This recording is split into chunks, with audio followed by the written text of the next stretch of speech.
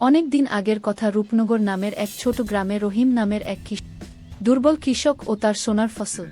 অনেক দিন আগের কথা। রূপনগর নামের এক ছোট গ্রামে রহিম নামের এক কৃষক বাস করত। শারীরিক দিক থেকে রহিম ছিল বেশ দুর্বল আর রুগ্ন। গ্রামের অন্য সব স্বাস্থ্যবান কৃষকরা যেখানে সারাদিন কড়া রোদে মাঠে কাজ করতে পারত, রহিম সেখানে ঘণ্টা দুয়েক কাজ করলেই হাঁপিয়ে উঠত। তার জমিও ছিল গ্রামের এক প্রান্তে, বেশ রুক্ষ আর পাথুরে।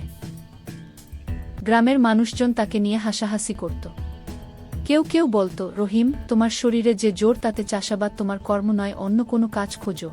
কথাগুলো শুনে রহিমের মন খারাপ হতো ঠিকই, কিন্তু সে হাল ছাড়ত না। তার গায়ের জোর কম থাকতে পারে, কিন্তু মনের জোর ছিল প্রবল। সে জানত অন্য কৃষকদের মতো সে একবারে অনেক কাজ করতে পারবে না। তাই সে একটা বুদ্ধি বের করল। সে প্রতিদিন খুব ভোরে উঠে মাঠে যেত এবং অল্প অল্প করে কাজ করত। শরীরের উপর অতিরিক্ত চাপ না দিয়ে সে একটানা কাজ করার বদলে নিয়ম করে বিশ্রাম নিত আর কাজ করত।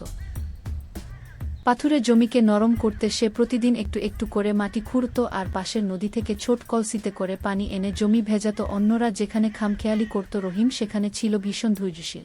এভাবে বেশ কয়েক মাস কেটে গেল। এক বছর গ্রামে ভয়াবহ খরা দেখা দিল। মাসের পর মাস বৃষ্টির কোনো দেখা নেই। অন্য কৃষকদের বিশাল জমির ফসল পানির অভাবে শুকিয়ে নষ্ট হতে বসল। কিন্তু অবাক করার বিষয় হল, রহিমের ছোট জমির ফসলগুলো বেশ সতেজ।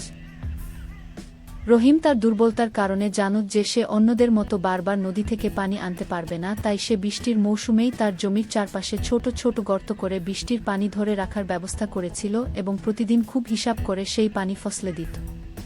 তার এই দূরদর্শিতা আর ধৈর্যের কারণে সে বছর পুরো গ্রামে একমাত্র রহিমের জমিতেই বাম্পার ফলন হল। গ্রামের যেসব মানুষ একসময় তাকে নিয়ে হাসাহাসি করত, তারা মাথা নিচু করে রহিমের কাছে সাহায্য চাইতে এল। রহিম কাউকে ফিরিয়ে দিল না। সেদিন সবাই বুঝতে পারল, শুধু গায়ের জোর থাকলেই হয় না, বুদ্ধি